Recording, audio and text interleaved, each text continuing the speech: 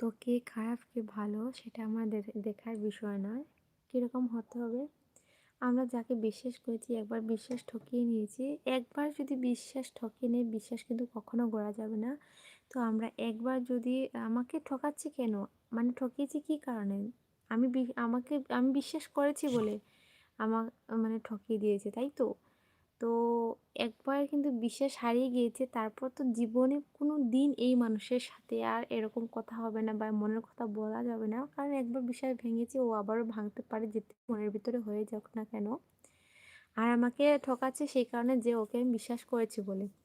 তো কাউ যদি মানে কেউ যদি আমাকে কষ্ট দিয়ে ও সুখী হতে পারে বা ওর যদি হাসি খুশি মন থাকে, তো আমি হাজারো বার বলতে পারবো যে আমাকে কেউ কাঁদিয়ে কেউ একজন সুখী হয়েছে। যাই হোক, আমি সুখী হয়েছি ওটা দেখে সুখী না হয়ে কিন্তু কাঁদিয়ে হয়েছি, তো তা আমার জন্য অনেক অনেক